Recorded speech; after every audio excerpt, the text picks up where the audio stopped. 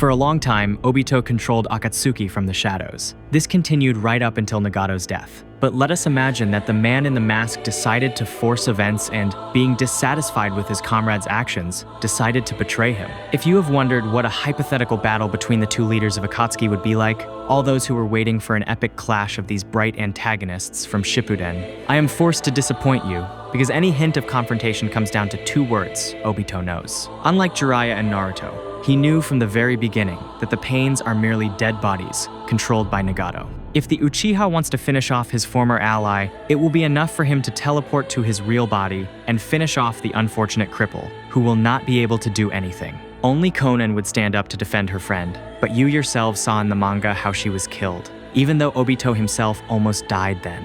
However, let us imagine a different scenario. Nagato is protected by all 6 pains. For fairness, I will not take Konan into account after all. This is a battle of Uchiha against Uzumaki. Let us imagine that the man in the mask killed her first in order to eliminate any interference on the path to the Rinnegan. Subscribe to the channel so as not to miss more interesting simulations from Naruto and enjoy watching. So, Obito in the orange mask teleports to Nagato's hideout. He has 2 Sharingan. One is Mangekyo, and the other is transplanted for Izanagi. He knows about all of the opponent's abilities. The Uchiha appears behind the Uzumaki and says that his time has passed. He begins to pull the target into the Kamui dimension when suddenly he is interrupted. A missile from Shirato flies at him. Obito is forced to become intangible again. It so happened that his main trump card is at the same time his main problem. The attacks of all 6 pains mean nothing to him. Even Gakido will not be able to absorb his chakra and interrupt Kamui, because he cannot touch the opponent. But at the same time, Obito himself will not be able to attack. To pull someone into his dimension, he will have to become material. This cannot be called a serious problem in a one-on-one battle. But when there are many opponents, Obito is forced to constantly interrupt his attacks in order to become intangible again, because blows are coming from all sides. The most curious thing is that not only Obito knows Nagato's secret, this works in the opposite direction as well. The Uzumaki is aware that if Obito wants to move into his dimension, he will have to become material, and knows that the opponent can maintain intangibility for only 5 minutes. Konan told him about this, having observed the false Madara for a long time. Since she did not trust the man in the mask, it would be logical to assume that before her death, in our case from the paper kunai woman, she would tell her partner about the weaknesses of Tobi's technique. Let us return to the battle. All that Obito needs for victory is to throw Nagato into his dimension. But while he is dodging Shirato and Ningendo, who is trying to take advantage of the enemy's second of materiality and absorb his soul, the chameleon of Chikushoto took Nagato and disappeared. Therefore, in order to reach him, Obito will have to neutralize the animal path. But here is the problem. Chikushoto also hid in the chameleon. Now, Obito needs to find them, while at the same time fighting off the remaining bodies. If this were a simple comparison of strength, one could say, well, Obito just sucks each body into Kamui and that's it. Yeah, of course. Let us not forget that pain has all-around vision. When Obito appears to suck in one of the bodies, all the others will immediately react. I am sure that Obito will have time to react in response. That is, he will not take a hit and will become intangible. But the effect of Kamui will sooner or later end, and when this happens, Nagato will definitely take advantage of the chance. So, what should Obito do? In any case, he will have to deal with 5 bodies before going in search of Nagato and Chikushoto. Otherwise, the remaining pains will interfere. It is pointless for him to use large-scale fire-style techniques to strike an area and hit several targets at once, because in that case, Gakido will absorb everything. First of all, it is necessary to separate the pains, since their strength is in numbers. For this, Obito has the Uchiha Flame Barrier. Only when his opponents are scattered can he choose only one target. Tendo is useless. He will either fly up or destroy the barrier with Shinra Tensei. Shirato, in general, as well.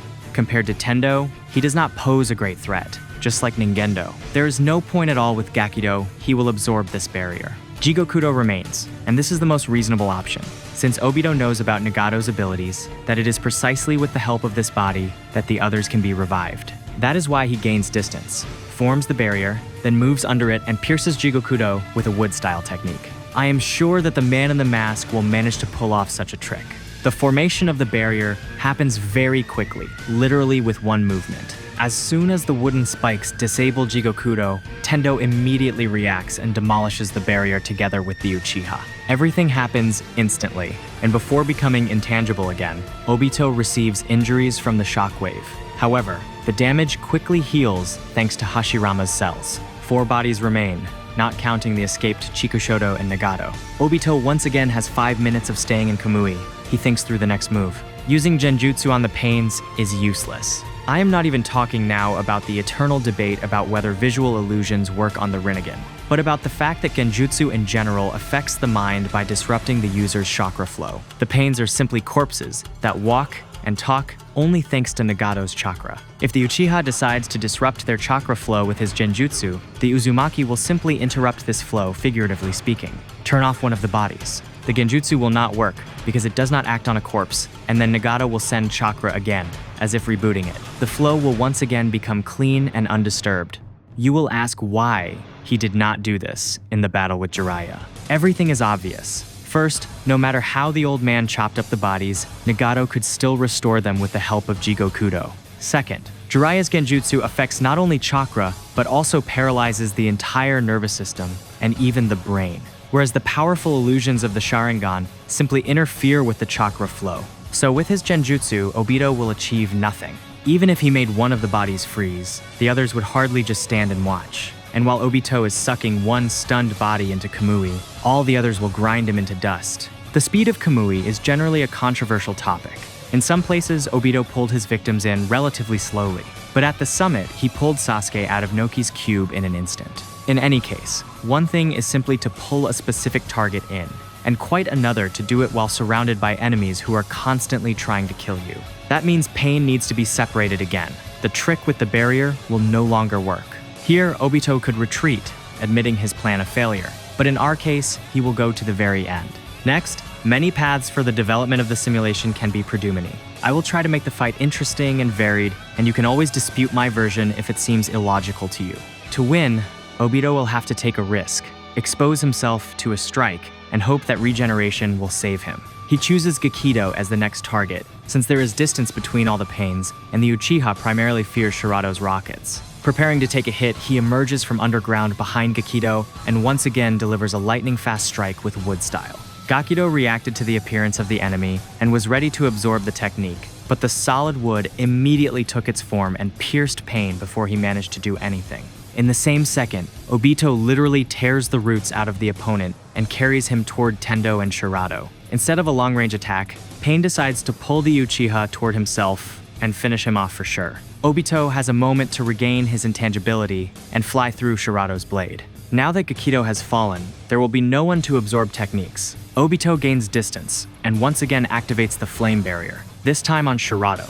And while Tendo is distracted by removing the obstacle from the other body, the Uchiha becomes material and releases giant shuriken from Kamui, aiming at Ningendo. Tendo decides to sacrifice the soul absorber and focuses on freeing Shirato with Shinra Tensei. The shuriken split Ningendo in half, and the body is out of action. Tendo understands that it is time to finish this. He uses Chibaku Tensei. Obito did not expect Nagato to resort to extreme measures. Everything around begins to collapse. Chikushoto summons Enda farther from the sphere's radius of destruction, leaving Shirato. The Uchiha begins to be pulled upward. Even despite his intangibility, Obito has immunity to physical collisions, but gravity still acts on him. In general, the relationship between Kamui and gravity is a strange matter. Obito could fall through the ground, but somehow he controlled it and did not fall endlessly toward the planet's core. At the same time, in the battle with Konan, he continued to fall into the abyss, even with intangibility activated.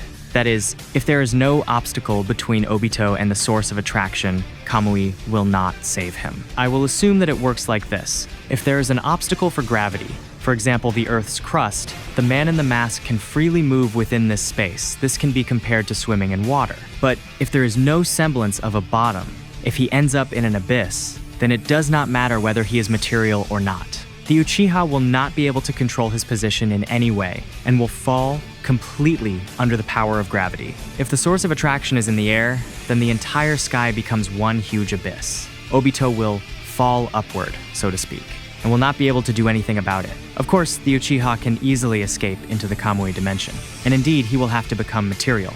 For this case, Chikushoto left Shirato. Obito begins the transfer, when suddenly pain almost kills him. He was flying nearby and activated acceleration to reach his target. Despite the fact that any projectiles are doomed to fly toward the center of Chibaku Tensei, Shirato is able to choose the trajectory he needs so that on the way they hit Obito and he does not have time to teleport. The Uchiha allows himself to be pulled toward the sphere's core. The 5-minute duration of Kamui ends. The man in the mask dies, and then is reborn nearby. He used Izanagi and thereby survived. At the same time, Shirato was crushed by stones. It would seem like another small victory. However, continuing the battle will be problematic. The Uchiha can try to find Nagato, but there at minimum, Tendo awaits him. On Obito's side is the element of surprise. His opponent did not know about the possibility of returning from the dead. However, the Uchiha will no longer be able to pull off such a trick, so he has lost his trump card. A giant bird appears in the sky. The animal path sent it to scout, in order to make sure that the enemy is dead. How great was Pain's surprise when he noticed a living Obito below. He promptly escapes into Kamui. This is another chance for Obito to leave the game and take a break for a few days to restore his strength. However, it is worth considering that Pain will not wait and will also recover. One must act, while Nagato has lost 4 of his bodies. The Uchiha returns to the place where their battle began. Tracking Nagato will not be easy, considering that neither Sage Mode, nor the Nine-Tails Jinchuriki's negative sensing, nor Itachi's Sharingan help to detect the chameleon. However, Pain himself will come out to Obito, because thanks to Chikushoto's bird, Nagato knows that his opponent is still alive. The animal path summons other creatures to guard the chameleon with Nagato. Now, one of these monsters saw the appearance of the man in the mask not far from the main body. Considering that the animal's vision is linked to the vision of the main bodies, Tendo immediately learns where the opponent is. The final round has begun. Once again, the battle reaches a deadlock. Pain can do nothing to intangible Obito, but the Uchiha cannot harm Nagato in any way if he remains intangible. However, now his main task is to neutralize Tendo and the summoned animals, which is essentially impossible. Obito will not be able to attack. He will be attacked from all sides, forcing him to constantly use intangibility. And when the 5 minutes expire, Tendo will easily finish off the man in the mask. This is how I see this battle exhausting and prolonged. Of course, it makes no sense for Obito to fight everyone at once. His priority task is to find Nagato. But if he hides in the chameleon at some distance, Obito will have problems. He will be forced to fight off the pains and the summons. Thus, if the Uchiha decides to eliminate Nagato, he will be able to do it with one quick movement. But if the Uzumaki outsmarts him, and Obito has to face 6 pains, he simply will not be able to oppose them with anything. Naturally, I am speaking about the Uchiha in the orange mask. Obito with the Rinnegan is a separate case, but the Rinnegan has nowhere to come from if Nagato is alive. And in this battle, I am betting specifically on him. First of all, because Obito will not be able to attack properly while under constant pressure from several sides. The main proof is the battle in the war. The Uchiha repeatedly tried to pull Naruto into Kamui, but each time he was interfered with. In exactly the same way, he is unlikely to pull in one body of Pain while the others are attacking him. But, as I have already mentioned more than once, Obito can at any moment save his life and leave the game. In other words, escape. I also consider this a defeat. In any scenario, Nagato remains the sole leader of Akatsuki and continues to follow his plan, only now with even greater cruelty, since he has lost Konan. Thank you for watching this video to the end. If you liked it, do not forget to subscribe. And if you disagree with the result, then write how Obito could defeat the 6 pains without the possibility of neutralizing Nagato. We will hear from each other again.